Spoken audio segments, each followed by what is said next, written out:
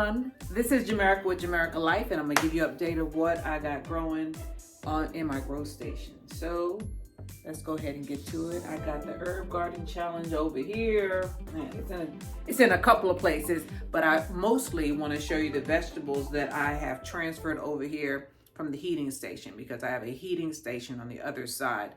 And the heating station is where I put just the seeds in the soil on the mat until they sprout, and then I bring them over here. So let's go ahead and get to it, all right? Okay, so let's go ahead and find out what we have growing on our growing station. The first thing I want to show you is this, and I've started marking this. So these are blueberry tomatoes that have been grown from the seeds I harvested from the blueberry tomatoes I had outside. So you can see I have three of them from those seeds I harvest. I have a video on harvesting the seeds from that very same tomato, and this is the results. I got 3 little seeds growing. I used some of the seeds, I didn't use all of them. So I have 3 blueberry tomatoes growing. Those things they taste different. So, I wanted to grow those, and I didn't want to buy any more seeds. When I bought the pack of these seeds, I think I got 10 or 12. I didn't get very many seeds at all, and I was worried that it would not germinate. Luckily, they did. 2 germinated from, I think I planted maybe 4, and then I'm not going to buy it anymore because I'm growing my own, and when these grow out and produce more tomatoes, I'm going to harvest the seeds from there, as well as the ones that are out there, because there's some in the greenhouse. These come from those. So that's one. Back here, I have my asparagus that I need to put outside. You see that? Now this is one asparagus. We planted this together, and I told you that the one seed will send off multiple shoots. So when you're separating your asparagus seedlings, because we throw it all in one cup like I did this one, this has multiple seeds in it. You could tell. Let me hold it so you can see. This one has multiple seeds in it. But when I separate this, I have to be careful that I don't separate a seedling that is one seed, because the seedling can have multiple stems. So I'm going to put this back. This one I'm going to have to replant. This one was amaranth, and they dampened off. So that's what dampening off looks like. And there's really, I guess, overwatering or underwatering causes dampening off. So you just do it again. You don't always, I don't always win. I got a couple of them in there. And I planted this amaranth to feed my birds, because I could feed them the amaranth instead of having to buy feed from the store. So I'm just going to grow it again. I got maybe 2 of them in here. I'll just do it again. Nothing to it but to do it. You don't let nothing stop you. If something passes away, if something doesn't grow properly for you, always save some seeds back. Don't plant them all. So if something, the soil has got some kind of problem, or it's too damp, or there's not enough water, you can always plant again. But if you use all your seeds, you're not going to be able to recoup. You're going to have to buy more seeds. So I recommend that you do not throw the whole pack of seeds in there unless you have another pack. Okay? Always hold some back. Next one is melon. And I think this is just different melon seeds that I put in here. Some people say don't start your melon seeds inside, but I don't have the time. Melons like hot weather. But shoot, we have I'm in Texas. We have water restrictions in Central Texas if there's a drought, and most of the time there is. So I try to start my melons as soon as possible to give them the best chance of being established plants when it gets tough out here. And it gets tough out here watering everything when we have a drought, because everything dries out. I'm not going to go over the herb garden challenge. So back here is sorrel. So we're going to skip that. And there's a bay leaf tree back here. I didn't plant that. I ordered that from Etsy. My spoon tomatoes. I remember when I said all my tomatoes did well except my spoon tomatoes. They dampened off. Well, I replanted them. And I planted a lot. Planted more than expected. So here's my spoon tomatoes. I got at least 20 in here. I have to re-up-pot this, but we'll do that on another video. And I need to give it some water. This is ashwagandha. That's for the Herb Garden Challenge. What is this right here? This is bell pepper. So if one seedling comes up, because I always plant more than one seedling, right? But if one seedling comes up, I put it in the grow station where the light is, because it'll become leggy and weak. So if one comes up, I don't wait for the rest of them. Some people may differ, but I put it in the grow station. Hopefully I see another one coming up. I see another one right there. You may not see it right there. Anyway, they're coming up. It doesn't necessarily have to be on the heat mat. The heat mat just helps the seed get all nice and comfy and want to come out of its shell. So I have 2 of them coming up, which is fine. There's probably a lot more coming up. I'll just have to wait. Just have to wait. Seeds don't always germinate at the same rate. And bell peppers and peppers in general take about 2 weeks, sometimes longer, for them to all come up. So when you plant your bell peppers and you look at it after 5 days, you're like, well, those seeds didn't work. Wait. Bell pepper plants and other pepper plants take about 2 weeks, 14 days. They tell you that on the pack too. So last year I was surprised that it took so long. This is kale, curly kale. And they're all coming up little by little. So happy about that. I'm replanting my curly kale. My kale that is out there is about 8 months, 9 months old. And I don't want it. When it goes to seed, then you have to replant. So let's see what this is. Lemon cucumber. This just came up today. And it was leaning. See the lean? I don't want that. So I know that lemon cucumbers, they're vines. Cucumbers are viney plants. But this thing was reaching for the light that was maybe a foot away. So now it's under the grow light. And I turned it in the opposite direction so that it could start leaning that way, so it could straighten itself out. Okay, I gave you the kale already. What is this? I know what this is. Okra. There are people who say do not plant okra. First of all, they say okra does not like to be transplanted. Now, I haven't had a problem transplanting okra. And then there are other people who say you do not need to plant okra in the house. Just plant it directly out there. And you can do that. I did that last year. The problem I had is that I had to thin it out. And then the ones I thinned out didn't do well. The ones that I planted in a planter like this, right? And once they got strong enough, I separated them and put in their separate compartments.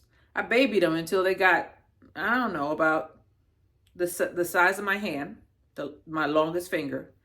And none of them passed away. That was the year before, maybe 3 years ago. But the ones that I direct sowed last year, they did well. The ones that I didn't move. But there were so many okra plants that I lost. So I'm doing it indoors. And I want this thing to be, before it gets super hot, okra likes heat, by the way. Before it gets super, super hot, I want my okra to be established and to be already putting out. So these things, by the time it gets hot in July, these things will be 3-4 months old. So that's why I do it. And plus, we have cutting bugs out here, roly-polies, that will come out here and eat these things down. They will eat down your seedlings. It's when they first come out of the ground, the bugs will automatically go to it. So that's another reason why I do it. So if you want to direct sow it, you can, because okra and a lot of other these things that you could just put it in the ground, but know you're going to lose some to bug damage. So here's my okra. On to the next level. This one. Artichokes. Artichokes. Artichokes and lavender. I don't know about anything else. I think I got something else in the fridge. Put it in your refrigerator or cold sew it. I put these old artichoke seeds because I couldn't get them to germinate. I put them, and there they are. 1, 2, and there's one over here. I put them in the refrigerator, I think for 3 weeks, just with a little bit of water. And I got them to germinate. Oh, another thing that is cold soap. Spinach. Put it in your refrigerator.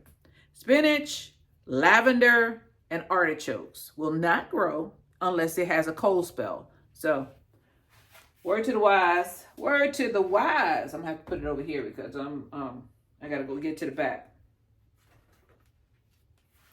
I overdid it on this one. Tree collards. I am so happy. I gotta turn these around because they're leaning. But look, I got a bucket full of tree collards. It's at least 25 tree collards. So we're gonna plant those too. Put that right there. This one, I know this is bitter melon. Some people call it Cerecy tea because you can make a tea out of the leaves. Bitter melon, check it out. It's good to clean out your respiratory, to clean out your system. So I planted some because I'm not buying any more Cerecy tea. I'm running out. Cerecy tea is horrible. It tastes so bad, but it's good for you. So I'm growing my own. So bitter melon, there it is. I'm gonna use the fruit and the tea. And the leaves, excuse me, to make a tea. This is my jalapenos.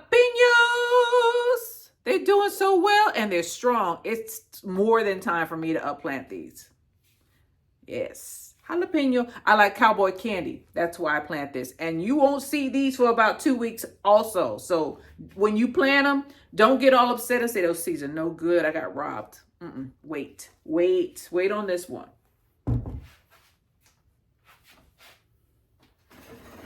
Now this is eggplant. And I'm not going to say it was an accident because I want a lot of eggplant. And look, they're germinating at different rates. Some of them are huge and some are just coming out. So this is Black Beauty eggplant. I thought I only had 2 of them, but apparently I planted some more. It looked like a whole pack because it looks like a lot. Eggplant are pretty to me, and I like ratatouille, so we're gonna go ahead and get these eggplant in the ground. I think I'm gonna leave this in this planter until I break it apart and put it in the ground because it's big enough. It has enough soil in it. So I put the pack right down there, and I'll put this eggplant back where I got it. And the thing with your plants, when you have a grow light and only have one, make sure you rotate your plants so they're not leaning to one side because they'll start leaning towards the light. And you don't want your plants to be leaning to one side. You don't want them doing the gangster lean. You want them to be straight as possible. All right, so I'm putting these back. Let's go on to the next one, the tray.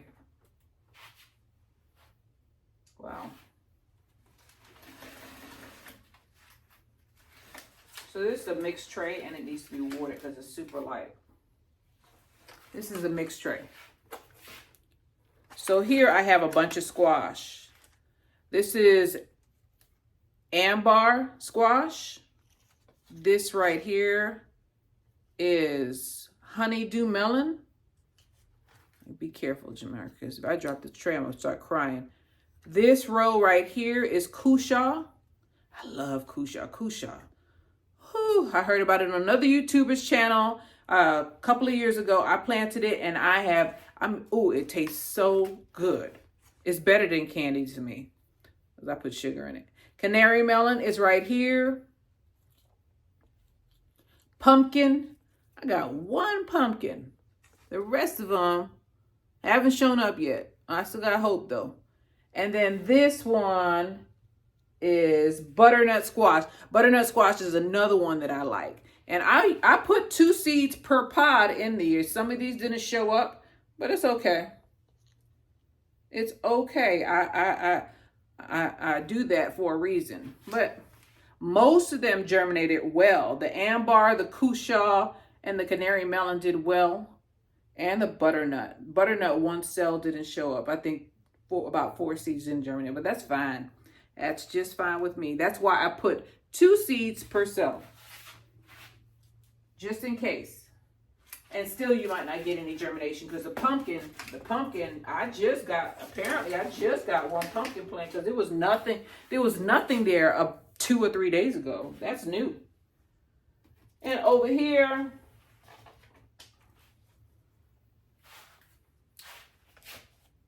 this one is heavy. Cantaloupe is on one side and Sugar Baby watermelons are right here. Can you tell I like melons? All kind of melons. Honeydew, what is this? Cantaloupe, watermelon, regular one. I just like watermelons. I like not watermelons. I like melons in general. So that's why I planted. And I like butternut. And not butternut. I like squash. So I planted a bunch of them. So right here I have kale. Let me see. I have blue kale and Swiss chard. It's mostly Swiss chard. I think this is blue kale right here. There's just one of them in there. They're not doing too good. I need to get them outside. These are for the Herb Garden Challenge. I don't know about this. I don't know about these dill that I'm messing with right now. I planted dill because snakes don't like dill and they don't like basil. I planted a dual purpose for the basil. I knew I wasn't going to talk about the Herb Garden Challenge, but dual purpose for the basil because I can make pesto with this. But these, I don't know, they're not looking too good. Some of them have passed on. See that? So we'll see. I planted more of these. So we'll see. But this is still alive. Dill is deceiving. It may look like it passed away, but it's not. It hasn't. So some of them, yeah. Other ones, no. So I'll just get what I can get. This is why I plant a lot of them because separating these herbs was not easy. So I have more dill on top. Now we're on the floor. We're getting down to the nitty gritty. There is a plant that starts off as small as a mustard seed. It's called callaloo. Callaloo. A lot of West Indians eat it instead of, it's like the Jamaican version or the West Indian version of collard greens. Callaloo. Callaloo tastes way better to me though. And callaloo, you see how little it is? This little plant will turn into a huge stalk, as tall or taller than corn. So I planted a whole bunch of callaloo because I like it. Some of them didn't make it. Most of them did. So once you plant callaloo, know that it's going to get huge. It's at least 5 foot. And the stalks will be about, the main stalk might be an inch and a half. They get big. The only thing with callaloo is that it cannot, first of all, if the wind blows, they fall over. Last year I had to stake them back up. I went through one by one and stood them back up when we had a windstorm. Another thing is that callaloo cannot take cold. So once it gets cold, they're going to pass away. Other than that, they're good to go. So I have 2 bins of callaloo that I'm working with. And as I said, I overplant because some of them do not make it. So there's some in there. Some of them look really rough. Some of them are gone. Like this one is gone. And I just say, oh, well. And then I have at least 25, 30 more. That's why I overplant. So this one is, I think this is our last one. These are my beans. No, my peas. These are my peas. And I am going to leave them in here. I'm going to harden them off outside shortly. And I'm planted 2 different kinds. Can you tell? One is short and one is super tall. See that? It's 2 different kinds of peas in here. And we're going to harden these off. And I'm going to put them in the ground. I'm never going to upplant these. They're staying in here. Stand up. They're going to stay in here until I'm ready to put them in the ground. I'm going to harden them off in this very same container. That's why I planted these. And I'm going to put it in the ground. So, this is Jamerica with Jamerica Life. I thank you guys for being with me. I am in Zone 9A in Central Texas. This is what I have growing inside. I have a whole bunch of plants outside. The ones outside are doing better than some of the ones inside. I need to get some more outside, but the ones outside need to go in the ground. I have a rotation system going, so that's what keeps me going. That's what keeps me on the move. I'm not going to say keeps me going. And I'm like, oh my gosh, I don't feel like going out there today. And you're not going to always feel like doing something. But, every day you wait, you could have gotten it in the ground and it could have prospered more. That's another day it could have, grown bigger. Because when they're in these little planters, they're restricted. And they're not necessarily happy about it. You can look at the plants and see when they're ready to get upplanted or to be outside or to be in the ground. So go ahead and do it. This is Jamerica with Jamerica Life. I thank you guys for being with me, and I'll see you on the next one. Bye.